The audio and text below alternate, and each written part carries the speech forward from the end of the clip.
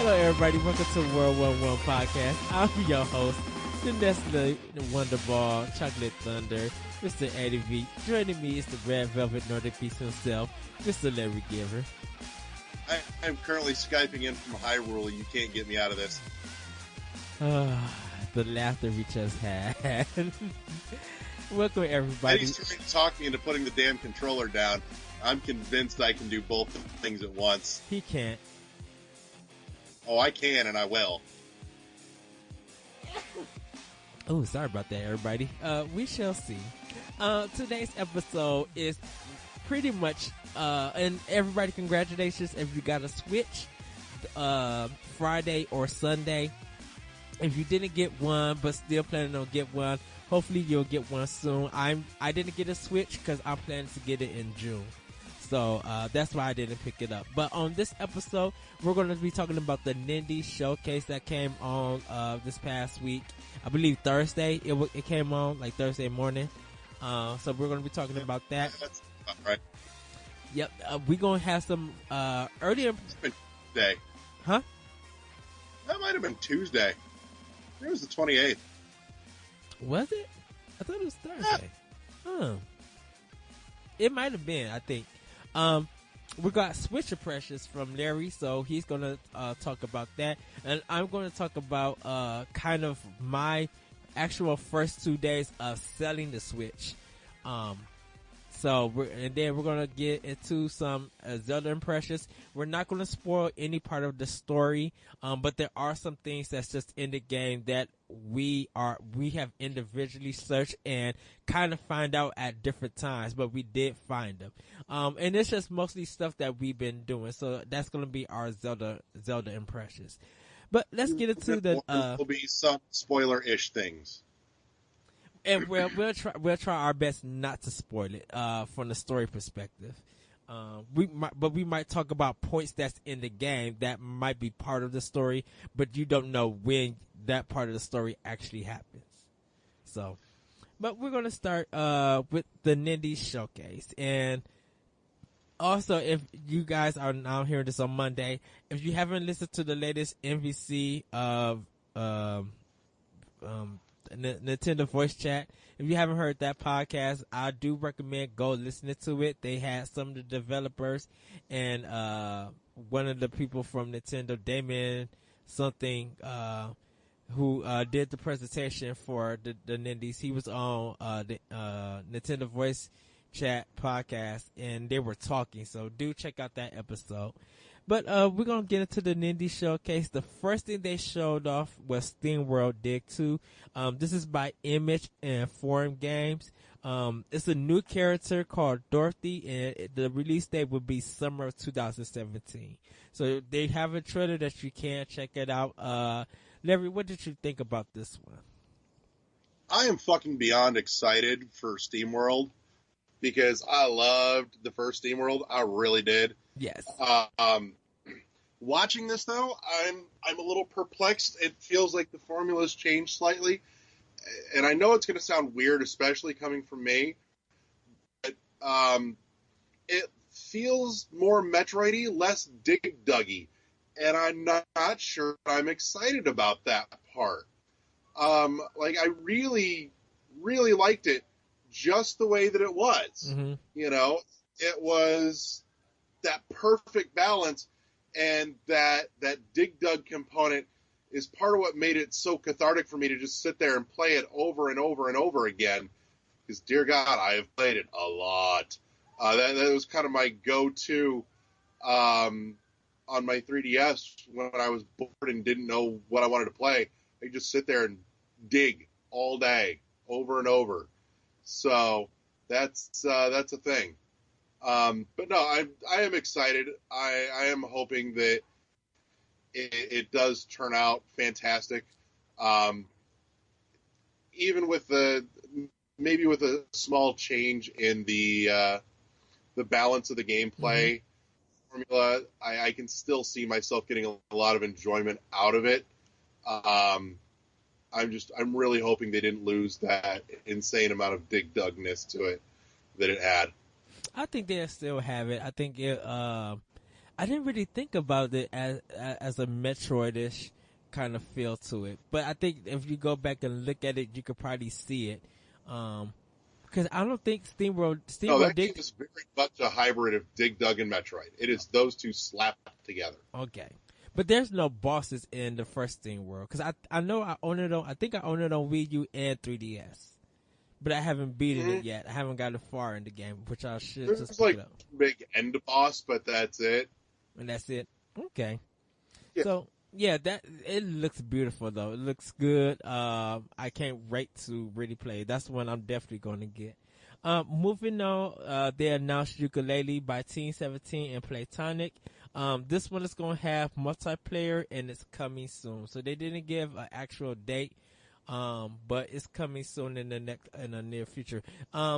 It was expected for it to come to Switch. But I thought it was just going to come out for Playtonic, but I guess Team 17 is part of them that's helping out bringing it to Switch too. So I think they're working on the publishing end, if I understand it correctly. okay, but wasn't Team 17 an independent company too? I wouldn't quite call them independent. They've been around for a long time. That's the guys behind the Worms franchise. Oh, really? I didn't know that. Yep.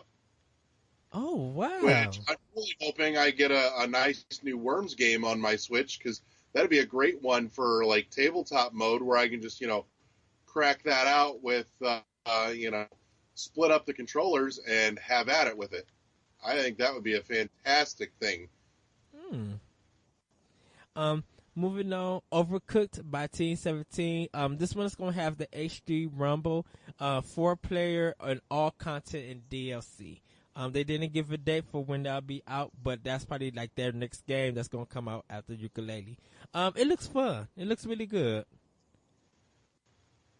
I am not terribly well versed in Overcooked. Me neither. It's not what I'm familiar with, but apparently it's been around for a bit. Yeah. So I've seen it on the PS4. Yeah, I've seen it on the PS4 for a lot of sales, but I just never got into it or anything. But it looks good, The Escapist 2 is also by Team 17. It's coming 2017. You'll have drop in, drop out, 4-player, sprite base. If you've seen it, I remember The Escapist being on Xbox One. That's when I first seen it. And then seeing this one, it looks boring to me. I'm not interested in it. Or I just don't really understand it, but it's all about breaking out of prison. Yeah, but it just looks like, I don't know. It might be one of those things that when you get your hands on it, it then becomes of interest. Yes.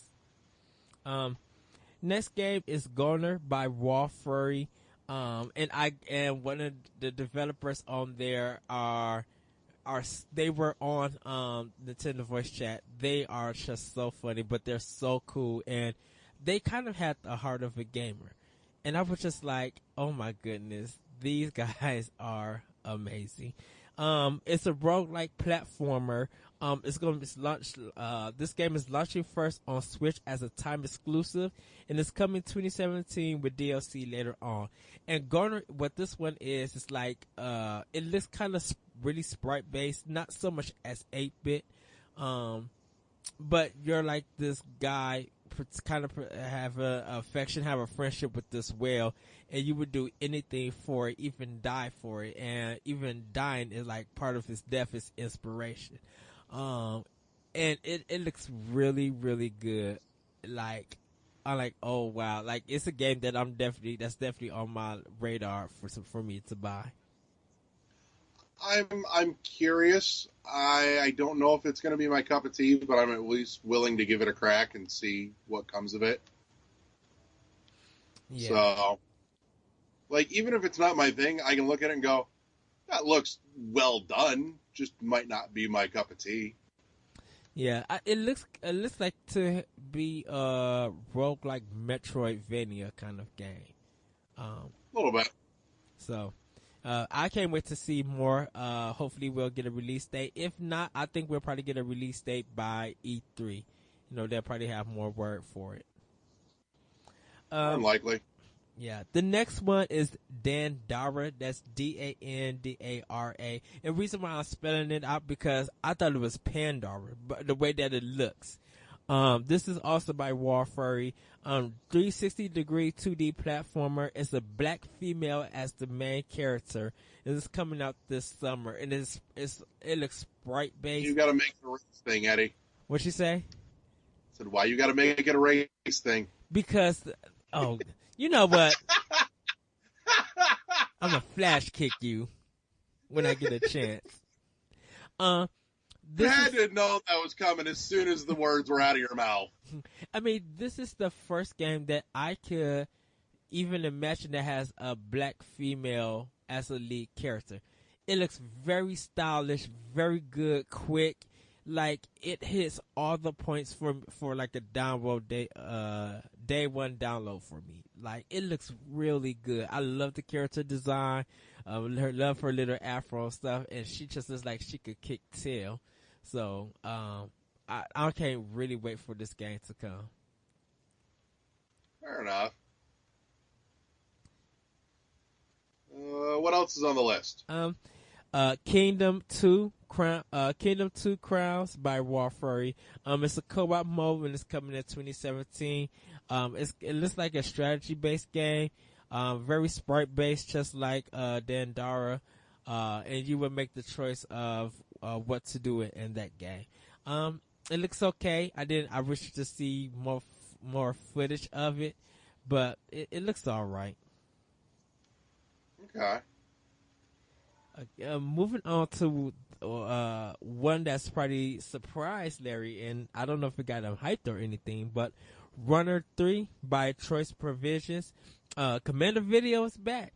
It's a 2D diagonal runner exclusive for Switch this fall.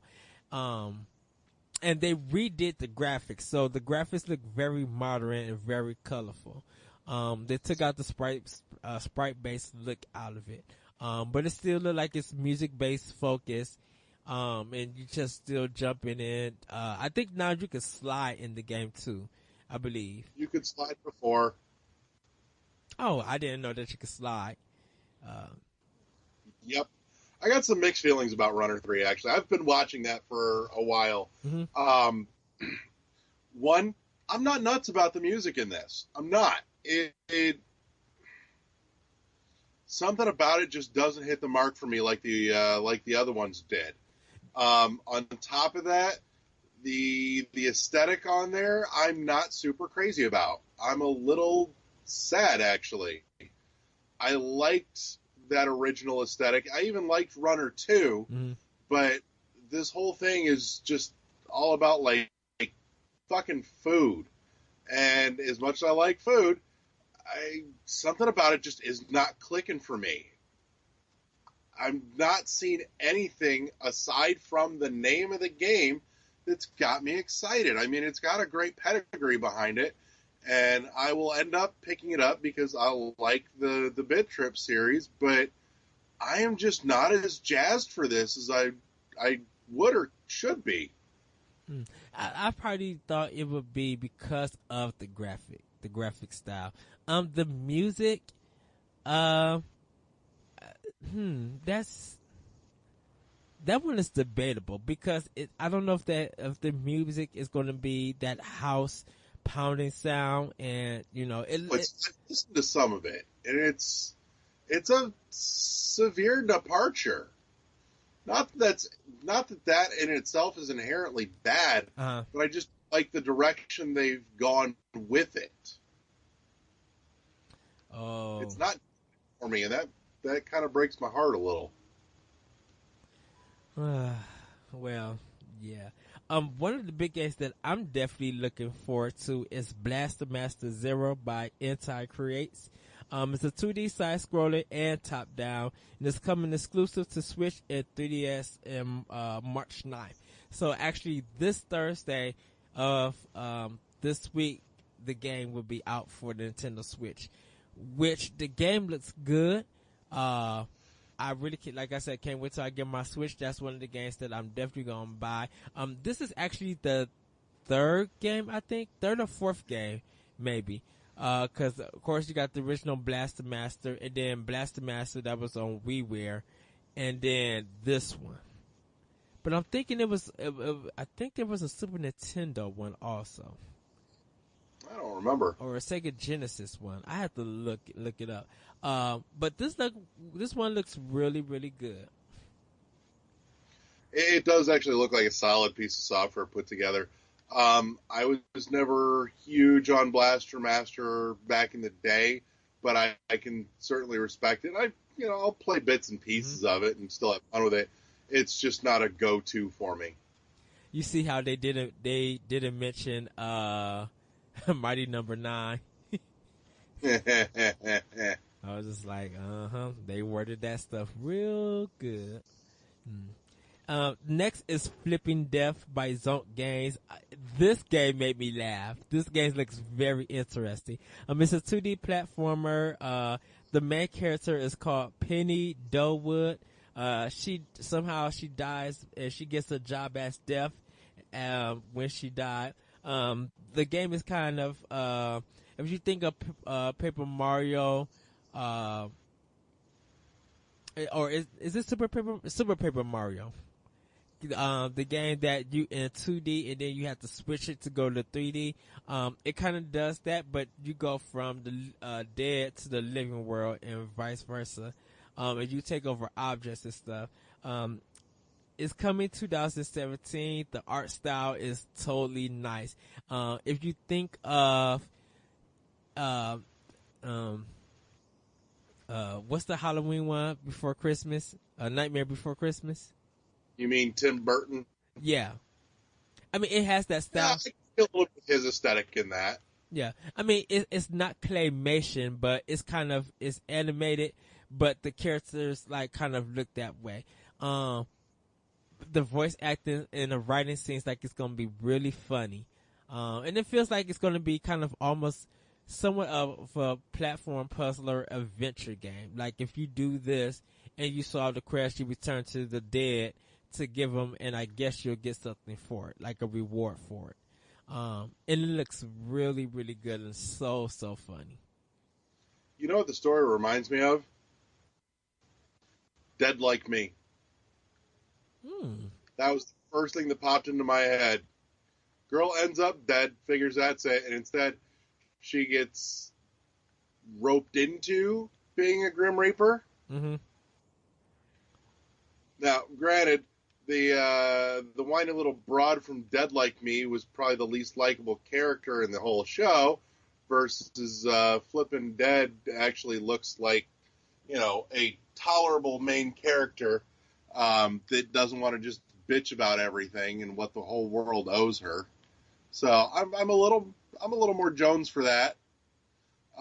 It definitely looks like an amusing piece of software. It looks like they've got some writing going too, which, given that the focus on this feels a lot like it's going to be in the comedy direction, that's a nice thing to see. Yeah, I agree with you. Moving on, Graceful Explosions by Machine Vertex Pop. Oh my god, it looks so good.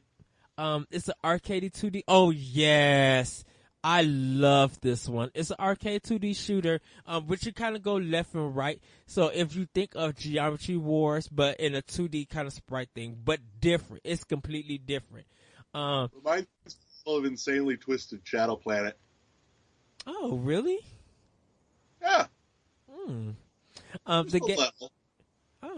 The game has HD Rumble. You shoot left to right and combos. You have to get combos to get a higher score. Shooting up close. So your two attacks is you can shoot up. Shoot them left to right, but you also have an up close attack, which is kind of like a sword or something that protects the whole ship. And this is a Switch time exclusive. First, it'll be on this April for the Switch.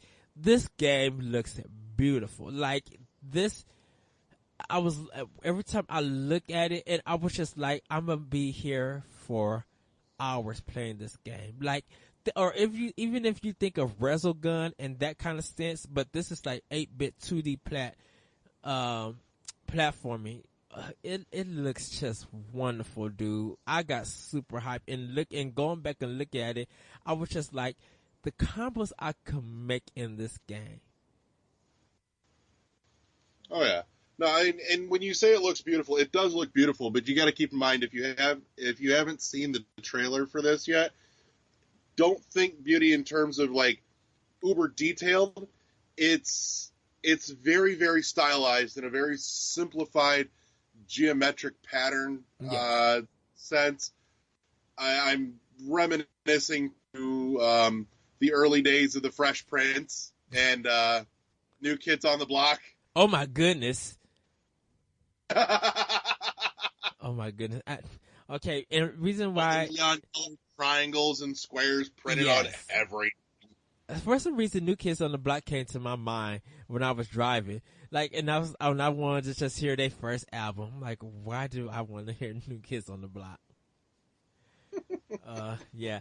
I mean, yeah, and it's clean, dude. It's so it just looks clean when you look at it. You just be like, you guys, like, I don't know how much this took you to put this game together and make it this combo heavy, but it just looks so good, and hopefully it plays just well. So we'll see. Mr. Shifty by Tiny Build. It's a top-down stealth action. It's a Switch Time exclusive, first this April, and it's HD Rumble. This one looks good, awesome. I like Mr. Shifty. So you look like it's a roguish like game, and you look almost like a detective, and it's top down, and you switch through doors like real fast and stuff. And you just gotta look at it. It looks like a comic book version of Dick. What is it? The movie that Madonna was in, Dick Tracy. It looks okay. Yeah, it kind of reminds you of a style of Dick Tracy, but it's the color palette and the design is kind of like a little bit hard. So you'll be able to see like the shadows and the art style of it. They have one part in the trailer that there's a whole room full of enemies that's dead that you just been killing and stuff, and it looks really, really good. I can see that. I looked at it and I thought, okay, I'm semi-interested, but I'm not super invested as of yet with it. Okay. I need just a little more. Yeah. Tumble Sea Roly Rogue by AEIO Wu. They're the creators of Threes and Ridiculous Fishing.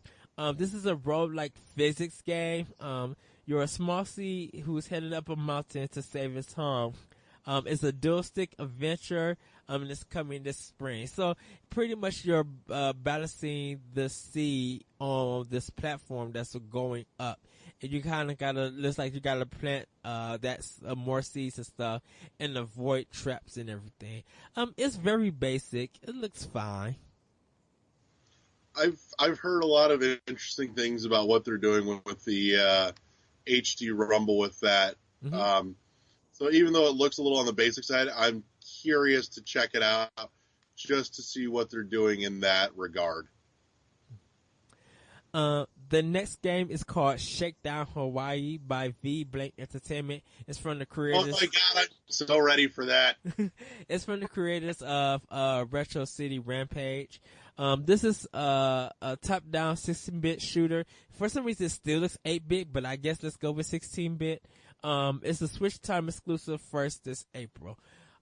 So, like I said, it's kind of like Geometry Wars in that style that is open up and you're just shooting everything. It looks really good. I'm so pumped for that. It looks awesome. Like Retro City Rampage was phenomenal. I haven't picked it up yet. Oh my god, you're missing out on some of the most hilarious shit you've ever played. Then I need to pick it up. Yes, you do. The next game is Pocket Rumble by Chucklefish Games. It's a 2D Game Boy Advance sprite fighter. Simple yet deep combo gameplay, HD rumble. Nintendo Switch exclusive first this March. Uses Pro controllers and the Joy-Cons. So if you look at it, you would think of the Neo Geo handheld game, the Neo Geo Pocket Swan. You would think of that style of fighting, but it looks very fast and it looks it is an indie game and it's very small. Like the character roster is not big, but the combos look fun. Like I got a distinct Scott Pilgrim vibe off of yes, but it looks like smacking fools. Like there's a hurt when you smack fools and you do all those combos. I'm like, oh, this is basic, but it looks deep. Yeah, it has, like you said, it has a very simplified look to it, but as long as the actual combat goes a little deeper, I think we'll be in good shape. Yes. And hopefully they'll have DLC to add more characters and stuff. Because it looks like it's a game that's going to be a big seller and can spend. And this will be the second fighting game that's on the system. At this time, I should say. Moving on to War Groove, also by Chucklefish Games. It's a top-down Fire Emblem style gameplay, but it looks more like Advance Wars, and it got people hyped because there's so many classes and so many soldiers that you could get. Like you could get witches fighting dogs in army gear, and just all this weird crazy stuff. It's 12 campaigns that you could choose from, online and local multiplayer. You actually could create your own battlefield, and it's coming in 2017. They didn't give us a date, so I would say probably look out for E3 to get more information. Do check out the trailer. Do check out the trailer. It looks really good. Like, this is a must buy for me. I get excited for it, and I'm not saying you shouldn't, but Advance Wars was not my thing. I got in a little more of Italian Wars side. Ah, okay. I didn't get into. I only got one Advance Wars game, so I missed out when it first started, and it's good. But I guess because I'm so hooked up to Fire Emblem and how good that series is, and seeing that Advance Wars was still a big property for Nintendo. They just haven't made one. I think this game is going to be, and just think of it as Fast Neo RMX. How people miss that F-Zero feel. This game, I still miss the F-Zero feel because the Fast feels like Wipeout. Well, true, but I mean, it feels that void, and I think this game, War Groove, feels it. Feels that void for that Advanced War game. That I could see, and I'm glad that something is coming along in that department, because that is a series that has been far too neglected. Yes, and so the last game they showed off was Stardew Valley. You know, the game got canceled for Wii U and got moved to Switch. It's going to have online multiplayer, and it's coming this summer. So if you play Stardew Valley, you know what you're getting. I actually haven't played Stardew Valley yet. Me neither. And I have a feeling that I won't be the one playing it. It will probably be my wife. Well, she can take it upstairs and play it with her. You know. So. Yeah. Well, and that was it was like only 15 or 17 minutes. So you guys can watch it on YouTube and stuff if you need to. But that's just some of our thoughts, just a quick rundown of the Nindies showcase. Pretty much everything that I saw there, besides maybe one or two titles, I'm willing to buy. Like, and most of all of these games are new IPs from these developers.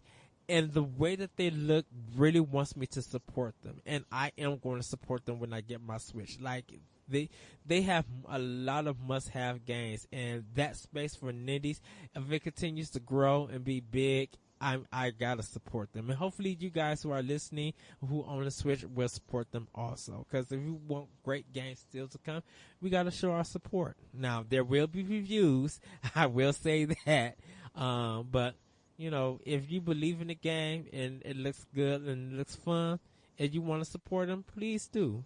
Go support these developers. I'm not quite as on board with all of them as you are, but Mm-hmm. there are several that have definitely piqued my interest that I think are going to be worth my money. And it was a good showcase. You know. Oh, what? It was tight. It was to the point. It was well put together. Yes. And I will say that given the amount of content that they crammed in there, it's definitely worth giving this week's NVC a listen, because they really did a tremendous job expanding on what you can expect from the rest of that. I would say it's worth taking the time to listen. Yeah, and I know there is a story out there that one of the developers pitched something to Nintendo, but Nintendo turned it down. They was focusing on other things, and the guy, I guess, got mad and just wished that they would have told him in a different way. Well, I don't think he was mad or disappointed, but he kind of understood, but he just wished they would have worded it in a different way. And Damon, the guy who was doing the conference and stuff, on NVC, he talks about they're just starting small, and they kind of want to get the best of the best for right now, but they are going to expand it. And you know, he's up for hearing pitches. He's up to seeing what the games are, and if it fits if it fits the Switch, they're going to go out and, you know, help them and try to get them on the platform. So, I mean, it was good that he came out and talked about it. Just be like, we kind of just want a few titles that's going to pique a lot of people's interest, and you gotta give it to them. They made a good choice, picking some good games. So hopefully that developer, you guys can find the story. It's online. Hopefully that developer, just give it some time. You know, and so hopefully Nintendo comes back, look at the game. It'll probably be more polished after making that initial pitch. And if it's very polished and it needs to be on the Nintendo system, then maybe in the future it may be on the system. So, agreed. So we're going to move on. Go ahead. I think it says volumes that they are looking for things specifically that fit the system. Right. And not just trying to pump out anything and everything. Right. And there are going to be different genres, different art styles and stuff. They're going to be different stuff. You just got to let that stuff build up, because they just don't want to do what they did on Wii U. And even if you look at Xbox One and PS4, that there's so many indie games on there. A lot of them, only a few of them could hold up to the standards, or, you know, meet people's love or taste for a certain genre. Yeah. So, that being said, just a small note to touch on, given what we saw this past week with that showcase, I don't know that I am all that concerned about the fact that Virtual Console is not here at launch. Yeah. There's so much content. Like, as of right now, you're either playing 1-2 Switch, which I don't know why, or you're playing Breath of the Wild, which you will probably spend bare minimum a week flat playing, if not more. And then on top of that, there's enough stuff coming in a very well-paced fashion that I really don't think that not having Virtual Console at launch is that big of an issue. Yes. And actually, I know you just mentioned 1-2 Switch, and it has been selling. People have been playing it and having fun with it, despite any of the reviews and stuff. I just got done reading a story a woman wrote, because she was so happy to tell about it, that her and her blind husband were able to play 1-2 switch for 2 whole hours, and then realized that they played it. They was like, out of the 28 games, they were able to play 21 or 22. Because some of them, she said, they couldn't do because he couldn't, it took a visual aid to see it. So he would have to actually see it in order to do it. But everything else he was able to hear or feel the HD rumble and be able to guess is whether he won or lost. And she said that he kind of beat her in a lot of the games, but she was happy that they were able to do something like that. That's cool. So that's really good. Quick note, shout out to Daniel Giffen. I think that's his name from Goodman. I'm sorry, Goffman. Daniel. Oh, Goffman. I'm sorry, Daniel. I messed up your name again. He was just at GDC. So, he left earlier, and I think he brought, She Remembered Caterpillars. So, do guys check that game out once again on Steam. But I wish them luck. Hopefully, and I wish him to have fun and stuff. And, he should be on his way home, or he might still be on the flight home. But congratulations to him. Hopefully he got to meet some interesting people and really connect at GDC, and we'll be able to take in some of the talks. I really want to watch that Zelda talk. I want to see that one so bad. That and the near one, I want to see. Mm-hmm. So, just a shout out to him. Moving on to our next subject, the Nintendo Switch. What a fantastic piece of hardware. It really is. Just beautiful. One of the first things right off the bat I was seriously questioning was going to be the lack of an actual D-pad, because it doesn't have one. Yes. It's got the 4 buttons in place of it, and I was looking at that the whole time going, this is going to be fucking terrible. And truth be told, I actually kind of like the buttons. Really? Like, yeah, I've been playing and am playing Breath of the Wild, and I'm playing on a Pro controller for the most part. But honestly, I'm still like, when I reach for the D-pad to switch out weapons and whatnot, find myself going, where the fuck are my buttons? Because they've got a nice clicky to them that for what Zelda uses it for, it's a great fit. Yes. I could still being an issue with a few other things, but overall, I like having them there. I can't say that I am completely sold on having that in place of a D-pad, but it's not nearly as atrocious as I would have thought. That got comfortable real quick. Well, that's good. Something to be said for it. How was your experience at the GameStop that you went to? It was reasonably tame. There were about 30, 35 people in. I want to say they had about 9 of them available for walk-ins that day, and by the time I got off of work and got there, they were all spoken for, which I was not surprised about in the least. Mm-hmm. Wasn't worried about it either, since mine was already paid for and ready to go, so that wasn't an issue. I just was kind of curious to see what would and wouldn't be there. Yeah. So we had only the gray ones Friday at my job. So we're waiting for people to be outside. We had our merchandise, games, accessories. Some of the accessories we didn't have, like the Pro controller and the single ones we still don't have. But we had like the 2 gray ones, and then we got some colored ones in. So we was all ready to go. Games was set. Merchandise was set. Just everything ready to go. It comes 10 o'clock and nobody comes in. Really? I am more than a little shocked, actually. Yeah, so I think we got our first customer to buy a Switch like at 10:15. Huh. And then another person came and got it at 10:30. And when I left, there were still some available. And this is just the gray ones. So I leave and then I come back to get my sister from work, and I believe they sold out at 12 o'clock. But it was slow. No one was buying it.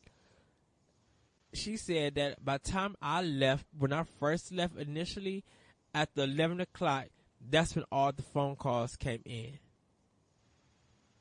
Wow.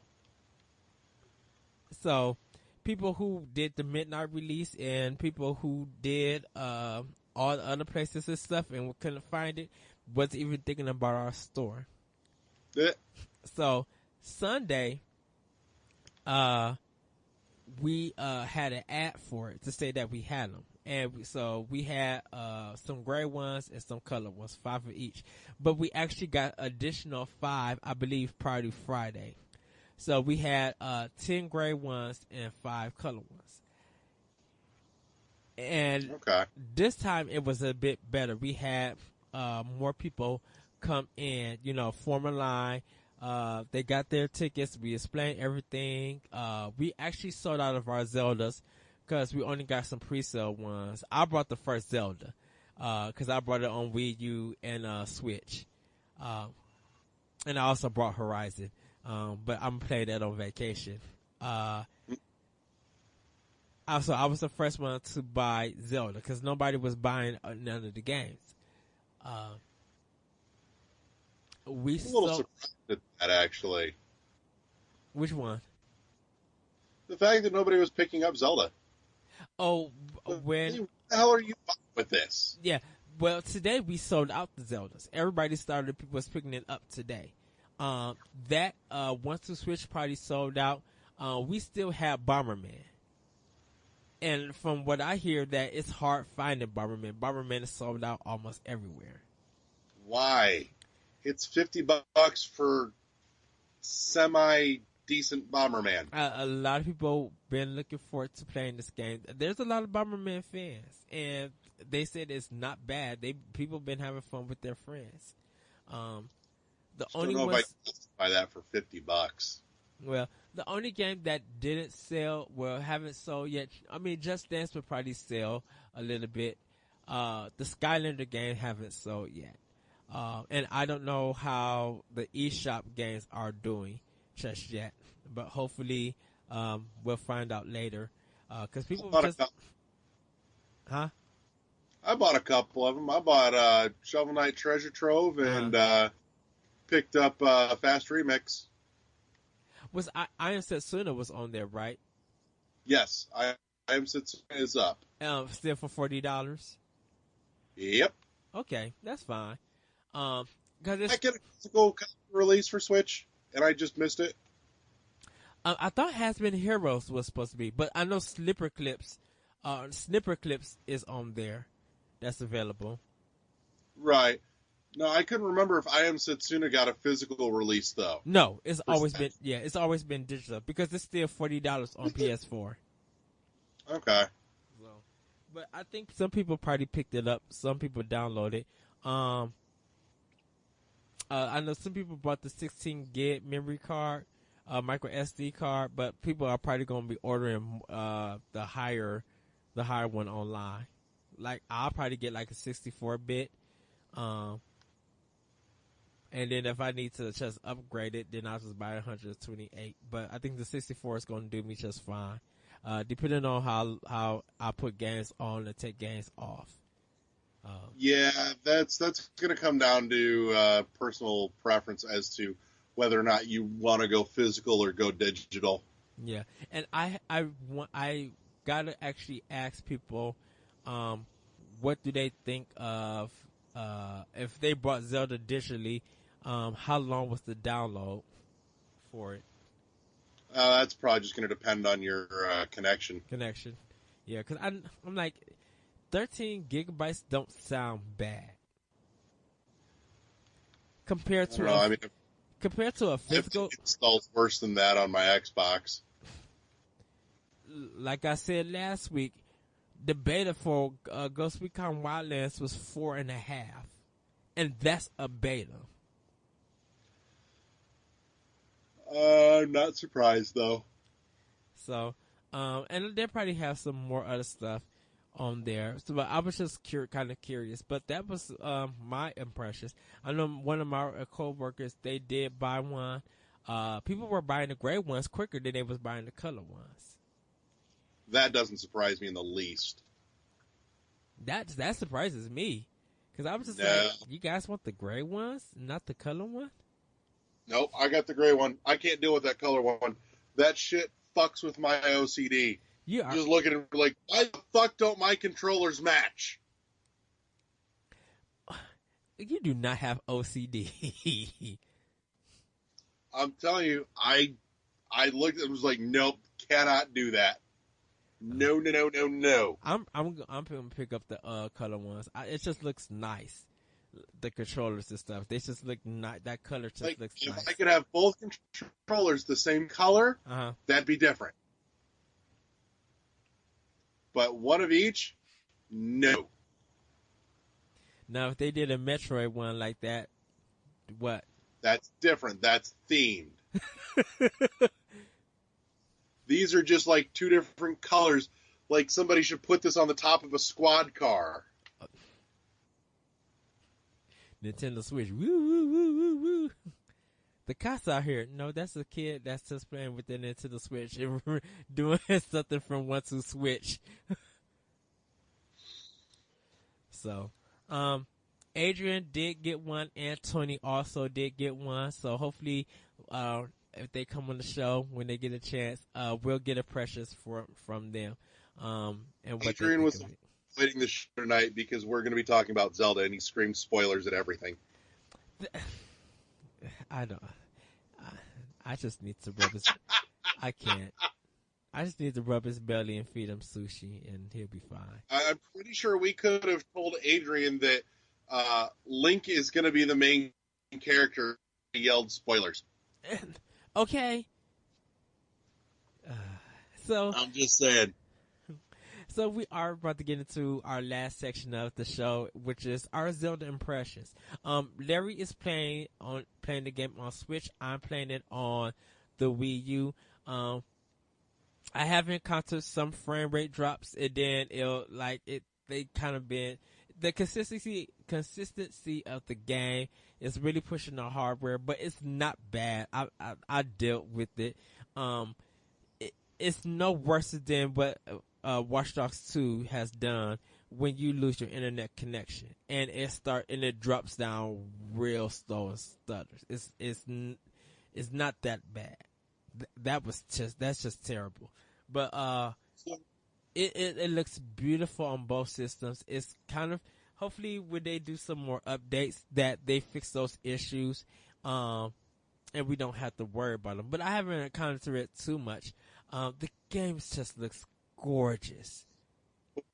Before we go real deep on this would be a great time to break and let anybody off the train that wants to get off now. Because we are gonna talk this shit, and you kind of can't talk about it without somebody going, "Don't spoil this for me." So this is your chance to get off the bus right now. And Eddie, you may as well pause the recording, and we'll call it a break right here for a minute.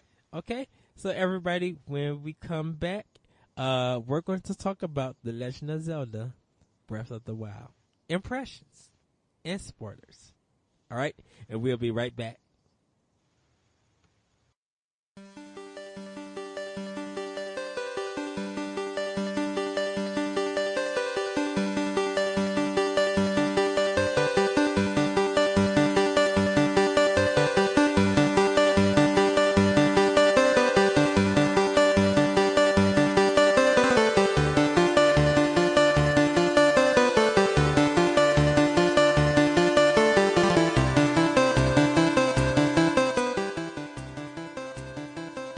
And we're back, everybody.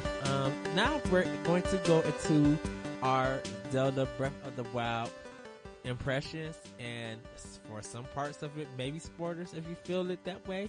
You have been warned. Larry did give you a warning, so we're gonna dive right into it. So like I said earlier, Larry got the Switch version. I got the Wii U version. Not just there's some technical things, but it's not too bad. We're both getting the same experience. It looks, like I said, gorgeous, beyond gorgeous. The music in this game, the piano, the arrangements, it's so breathtaking. And it's very silent and very quiet. Yeah, there's nothing terribly overt about the music by any means. Like Eddie said, it's very subdued. It's not quite ambient, but it does a personality. Yes. So, I can say, the first thing I did was I did kind of follow some of the story plots. And more like, when I was talking to the old guy and he was just showing me around and doing what I needed to do. I was doing more of that before I started tackling like, anything else outside of doing the shrines and stuff. Because I know that you do fight guardians in this game, the second shrine that the first shrine I was going to, it is right where all these old guardians are, like decrypted, but it looks like a kind of like a maze, like walls, but it's all like, broken down and destroyed. So I was making sure that the guardians didn't see me because I was afraid of them coming alive in the beginning. So I climbed to the top, and started jumping like different things and kept climbing and stuff. And then, got into the game, and started learning, those shrines and stuff. I did do some cooking. My first part that I died at was I wasn't ready to fight, the gold Boklins, and I ended up dying, but I was able to defeat them, cause I died like 4 times. And in this game, when you die, they have a red X to let you know that this is where you died at, but it puts you back to that area where you died at, which is cool that they did that. Generally speaking, it puts you back. Yes. I did do the shrines, and I did them in different orders. So I did where the Guardians was at. I met I found a cabin that the old guy was at, and got the axe and cut down the wood so it made a bridge. I got that. I actually went back of the mountain and climbed up to get to that shrine. I actually still have not been to that fucking cabin yet. Really? Seriously. I have yet to go there. Yeah, that's where I first was able to cook. So I've literally missed like the first piece of clothing you're supposed to get. Wow. In the Resurrection room? What? In the Shrine of Resurrection, like the actual start of the game? No, the warm Dublin. So you can go into the shrine that's in the snow area. Oh, I didn't get that. Yeah, you can get the warm Dublin in there, is what I've been told. But I totally fucking missed it. Shoot, I cooked the spicy peppers with the mushrooms, and that's what I did. I just did like 5 spicy peppers and ran for it. Yeah, when I did the mushrooms, it gave me 6 minutes. So I was just like, okay, good, let's go. No, if you do the 5 spicy peppers, it'll give you like 12 and a half minutes, almost 13. Dang. So it's doable. I did it off of just one of those, which was more than sufficient. And we'll probably talk about more the cooking, because I made rice balls, and I'm so happy, dude. So, well, because you haven't collected any lobsters, did you? You haven't like got to the sea collected any lobsters.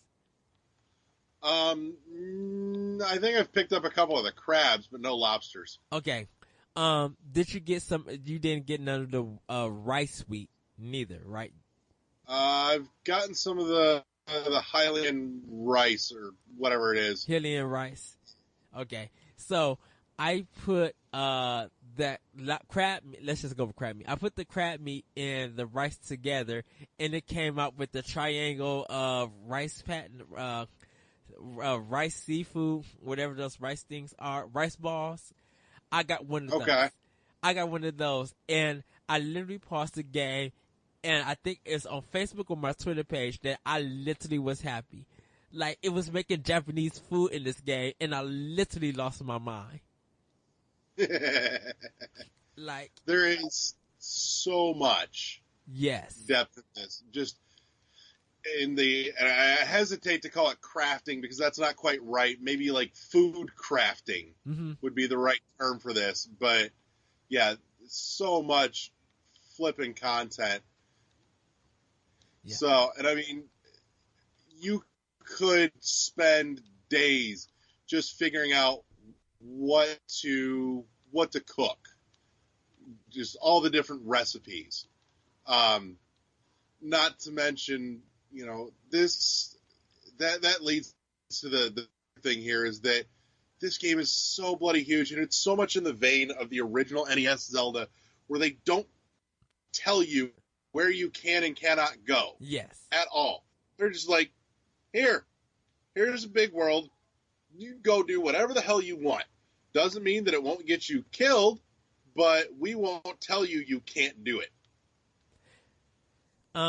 Yeah, actually, did you ever find, okay, so the Temple of Time, the old temple, did you know that, did you know on the side there's some rocks that's crumbled up and you could throw a bomb there and get, I think it's you'll find a chest. Like, I didn't even realize it was there. I was just like, wait, can I blow that up? No, I don't think I may need to go back there. Yeah, I found it, threw the bomb, blew it up, and was just like, ooh, a chest. Let me go in. There is a post, though, that I think this is when Adrian got probably mad. I don't know if Adrian got mad at me or what. But this is the kind of like further on in the game. I'm walking to another area so I could get to the tower. And, you know, and get the thing. And I run into some chameleon-looking lizards. So I'm kind of laughing. But there's a dragon that's... what'd you say? The Lizalfos. Yes. I need to write all these names down and learn them. There's a dragon flying around, and I was just like... I know. Oh my god, that thing is awesome. Yes! I looked, and I'm like, wait, is that a dragon that's flying? And lost everything. And it was just like, oh my goodness, this game is beyond. This is like, every new discovery is just mind-blowing. Oh, I know. Pay attention. Not only is there a dragon flying around, if you watch, you'll see a great big fucking floating island, too. Where? Seriously, just go out in the Hyrule field and look around in the sky. You will see a big fucking floating island. Oh, I need to... Oh, yeah. It is absolutely tremendous. Yeah. You know, the level of detail into this is nothing short of stunning. Up to the draw distance, at least on the Switch version, is just huge. Like, I can stand all the way on, say, the west side of the map and see shit clear to the east side of the map. Like, from halfway across the field, you look at Death Mountain, you can see one of the beasts crawling around the fucking mountain from across the entire map. Wow. Which not only speaks to the draw distance, but also just the level of scale and scope of some of what they're presenting here. Because, I mean, to see that from that far away helps put it in your head just how fucking huge these things are.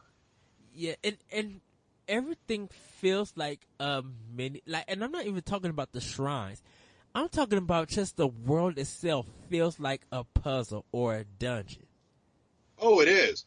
I was telling my wife, I said, I'm really curious to see what the speedrunning community does with this once they've started to get a handle on it. Because I'm really curious as to what the ideal order of progressing through this game is. Yes. But no, it's just, God, so much. I know that I was pushing into places that I should not have been able to, not that I shouldn't have been able to, but should not have been in as of yet, just based on the fact that trying to get there, I was getting my ass handed to me over and over again. But I was determined enough that I'm like, you know what? I'm here. I want to see more of it. So fuck it, away we go. And I put it in, it will let you, it will punish you for it, but it will let you do it, but it gives you ways to do it too, where, you can sneak around things to try and make it somewhere where you probably shouldn't be as of yet. So it forces you to be clever about it. Yeah. One thing I will say that I had a problem with was a little bit of reminding myself of the controls, because I have a tendency. It's definitely not your default Zelda controls by any means. It takes some acclimating. Because I have my good weapons that I threw away. I threw it away and no, I didn't mean to throw it. And I would be in the shrine and it would go in the pit and I'm like, oh, dang it. I know. I've done that a couple times too, and I've been absolutely furious at myself for it. Yeah, but one of the problems that I did have was doing the backflip. Because for some reason I was holding down and pressing on the Wii U. It's the X button, to do the jump. Yeah, it's the same on the Switch. Okay, the control layout's the same. All right. So I did that. I'm still trying to get the timing just right for some of them. But I did the flip and I'm just went into slow motion and was pressing the Y button.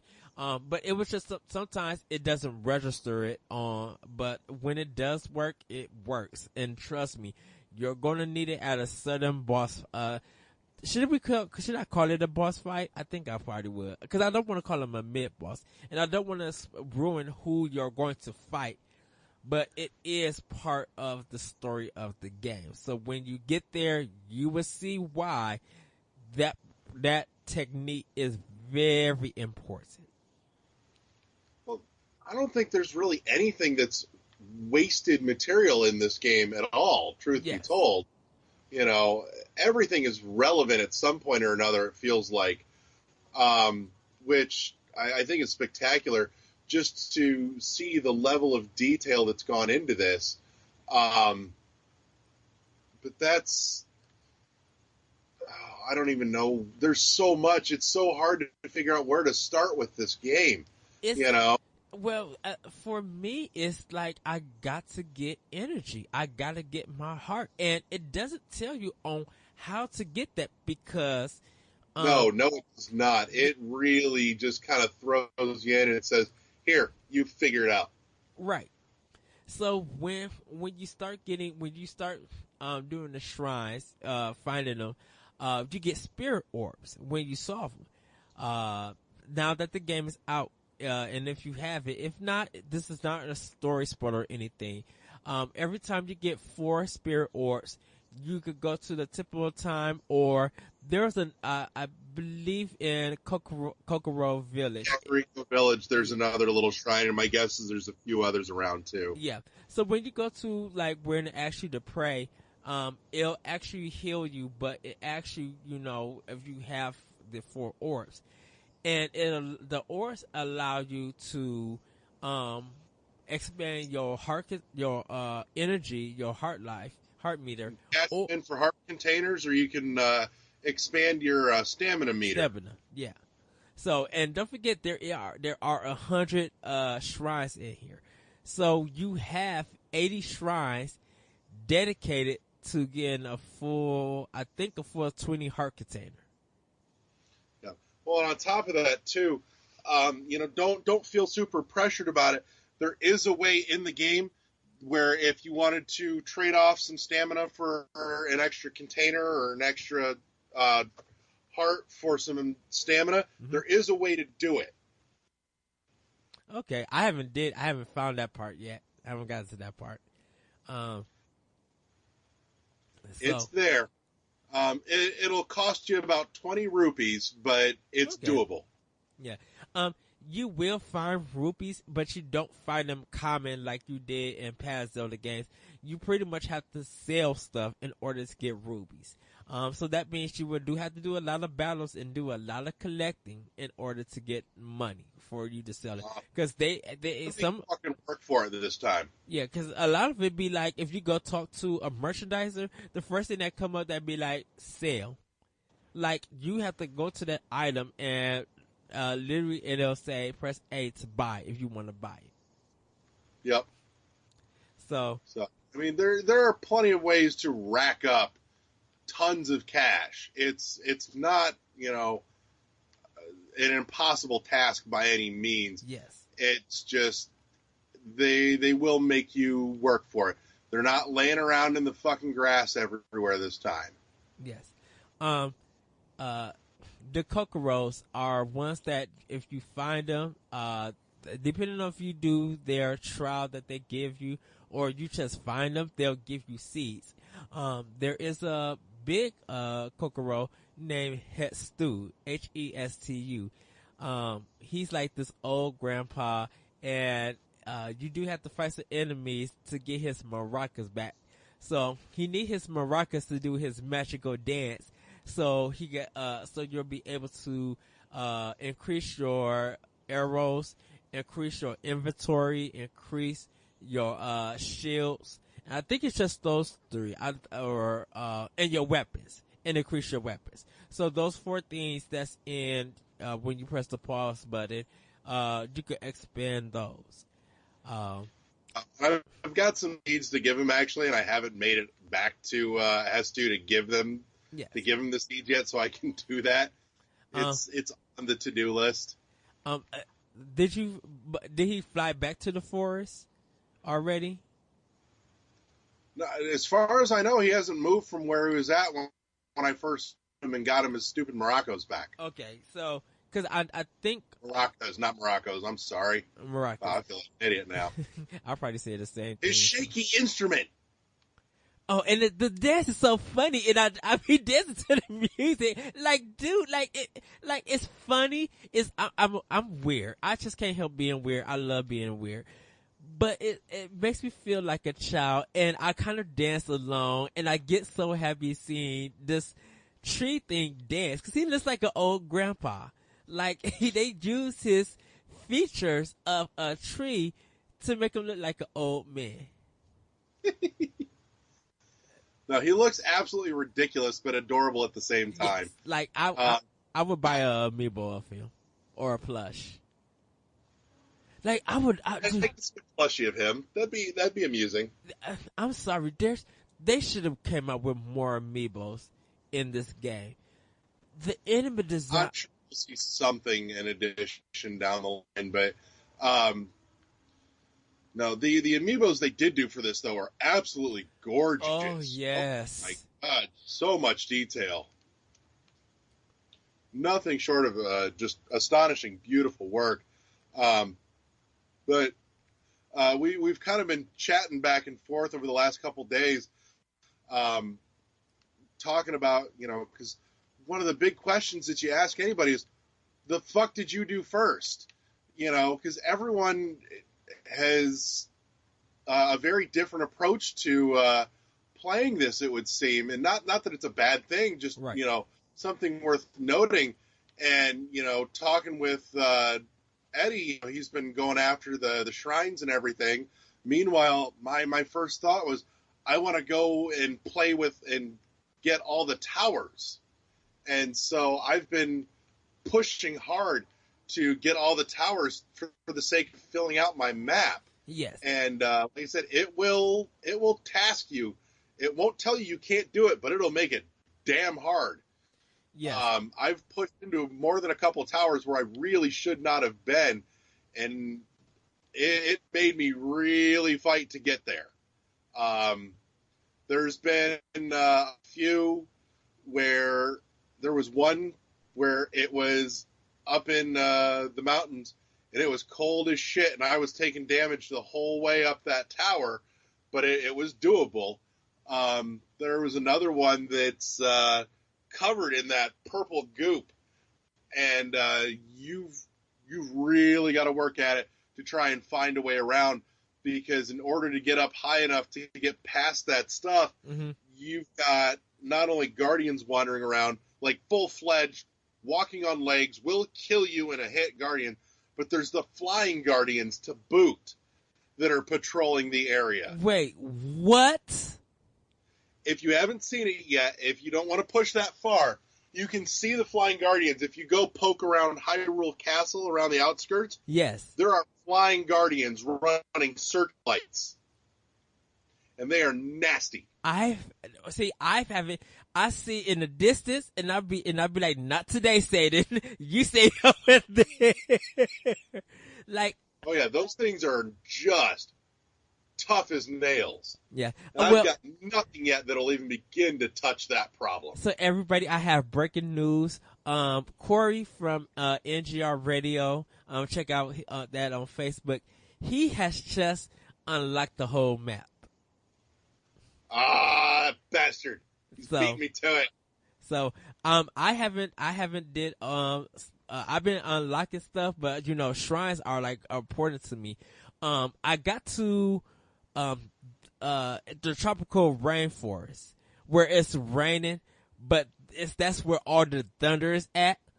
And I paused it, and because most of my weapons are metal, I can't use them.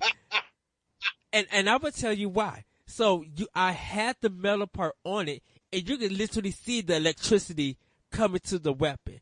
And I was just like, nope. Switch it to a wood weapon, or you could actually just switch it off. Have no weapons, like drop them and stuff, and fight the enemies with bombs if you want to. Oh yeah, and you get caught in a thunderstorm, and if you've got anything metal equipped, you're gonna have a bad time. You're going to die. Oh, not only that, when I was running up on Death Mountain, you get too close, and it starts getting hot as shit. And not only will you start taking damage, but you have anything wooden equipped, that shit will catch fire. Absolutely. Ooh, so you can't bring no wooden bows. Like, you got to get, like, the knight's bow that's, like, filled with metal stuff. Yep. Wow. The Guardian weapons, by the way, speaking of weapons, the Guardian equipment is hands down some of the coolest shit. Yes, I love that sword. Oh, okay. I got a fucking laser axe. Wait, what? Oh, yeah, I got that too. I got that one. I got a big. This badass. Dude, I got a triangle shield that is like the bomb biggity. Yeah. Cause I beat one of the guardians in the shrine, like a mini guardian. It tests your might and stuff. One of those. Yeah. I beat two of them already. The hardest one I still need to beat because it has like three of them, 3 swords and stuff. I beat it and I got his shield and his sword, and dude, that is the bee's knees.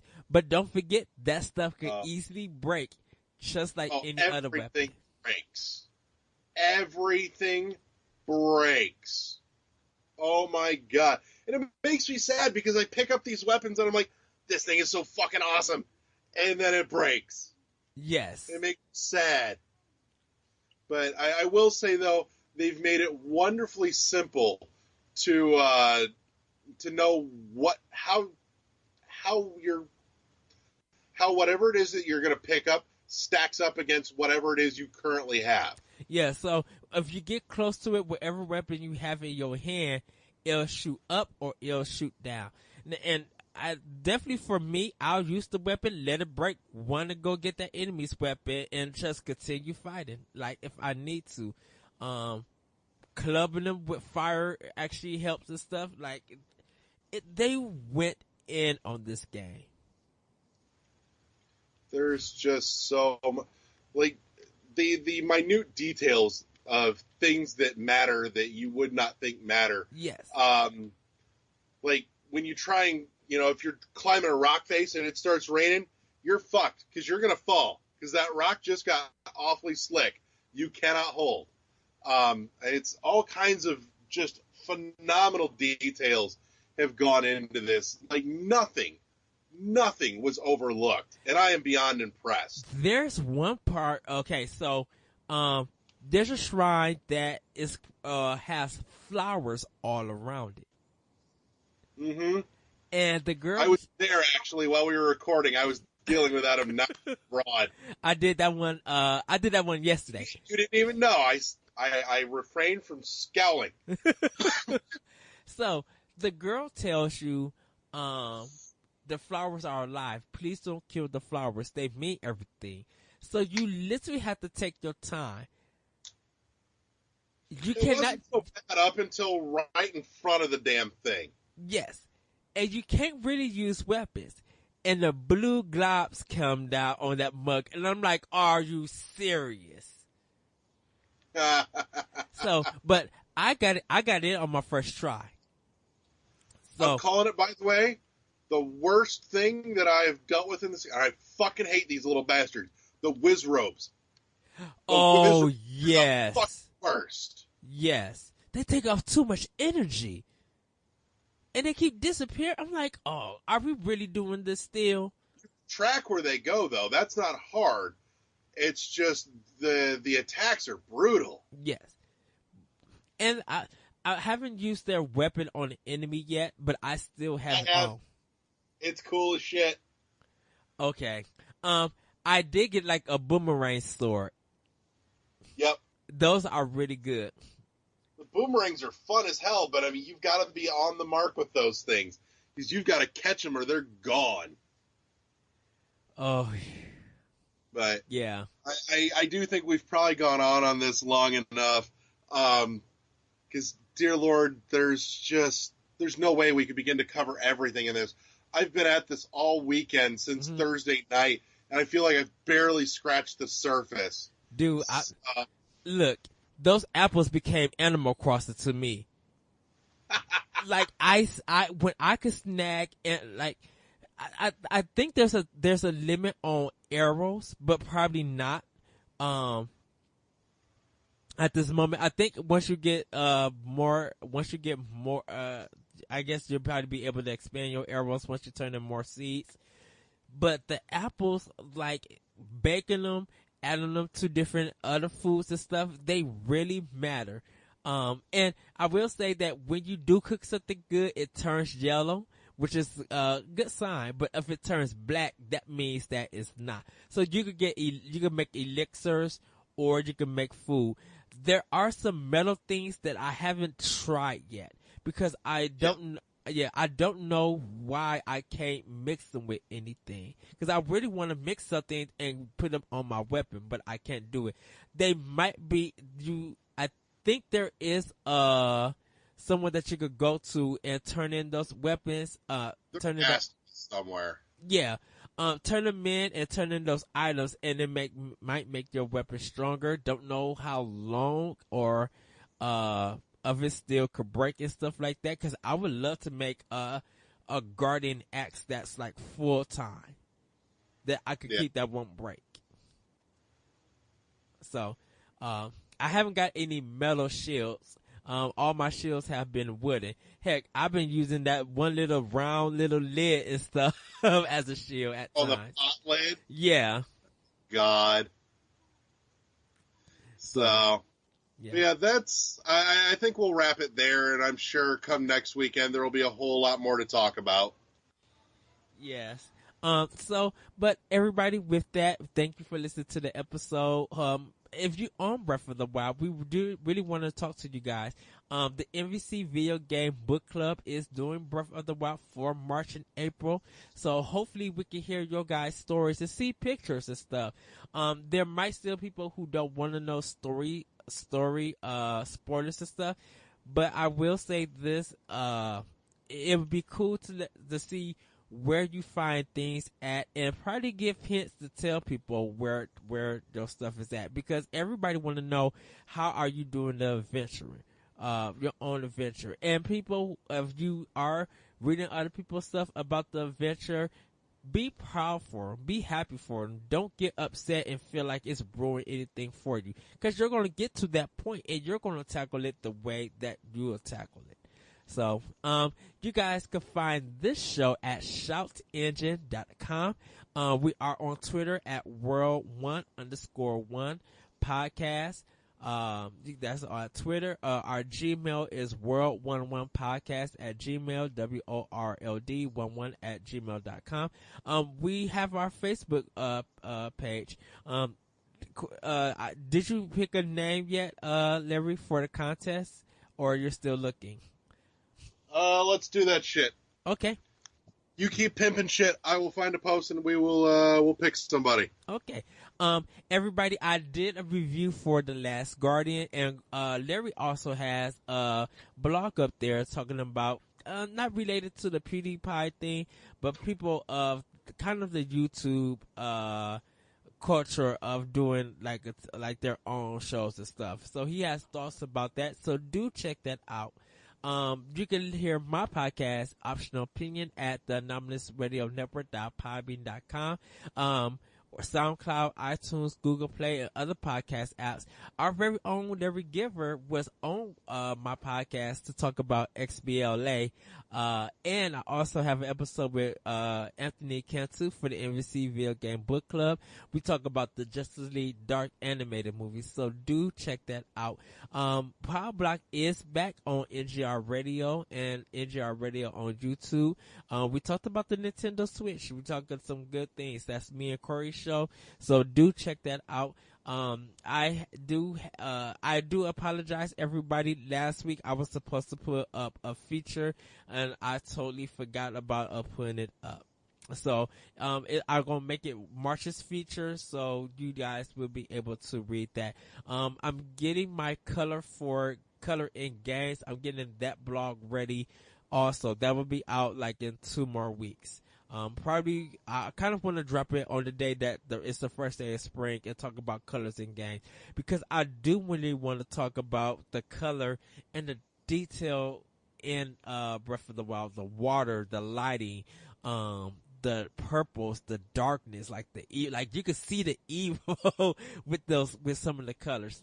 I just really want to talk about that. So do be on the lookout for that. We didn't talk about what we've been playing because it's pretty much been mostly Switch and Wii U and Legend of Zelda, pretty much. So Larry, do you have some winners or not yet? Let me see here.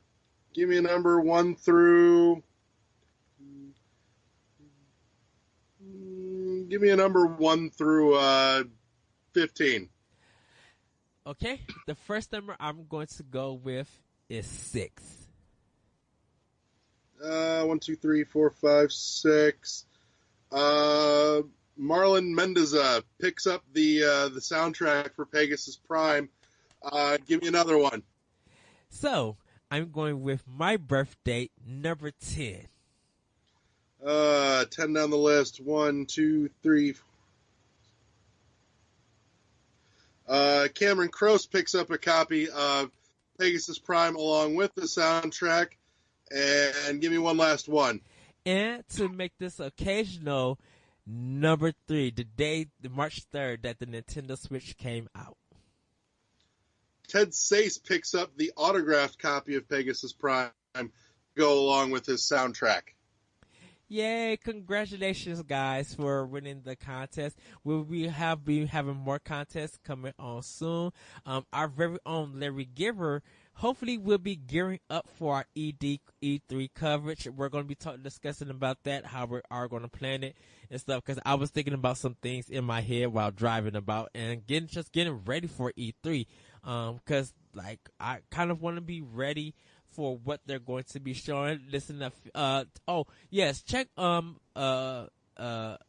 Xbox Unlock, Achievement Unlock on IGN. Check out that podcast because Phil Spencer is on there. He gets a great discussion. He was really good. He talks a little bit about Scorpio, Switch, and some other things. Even he touched about Scalebound.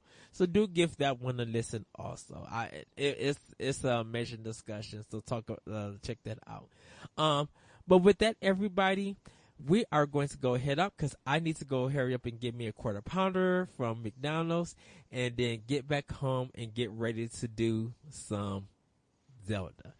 Since Larry is still doing some Zelda, and I'm so giddy about this game. Yes, you know. There's so much to love about this. Yes. There really is. And I want to say one thing. I'm going to punch you in your throat when I come to Indiana for doing. No, you won't. Yes, you will. Yes, I will. Stop trolling me like that. Because that breaks my heart when you troll me. I'm like, no, because I fall for it for every time. He's just like, I'm just trolling you. I'm like, no, don't do that to me. This game brings me so much happiness. But like I said, I will have thoughts about Horizon, not next time, but probably in a couple of weeks when I go on vacation, cause I do want to spend time with that game. I found out one of my friends, Joey from NGR Radio, and Nerds Gone Wrong, that podcast, he actually got a platinum trophy in Horizon. So congrats out to him. Yeah. So I really can't wait to dive into that, but I'm still playing Zelda, so it's gonna be good. But with that, everybody, have a great week, have a great weekend. Hopefully you check out what's that game that's coming on March 9th? I gotta see. I'm sorry. Yeah, hopefully you check out some games. Blaster Master Zero, that's coming out March 9th. Yes. So it's gonna be, like I said, it's gonna be available for Switch and 3DS. So please do check that out. But with that, we are out, and you guys just be safe, and hopefully the weather gets good for everybody because spring is coming around. I know the time is changing, so the day's getting light, so daylight savings is about to change. But just everybody, have fun, enjoy Zelda or whatever video game that you're playing. And with that, we are out. Bye.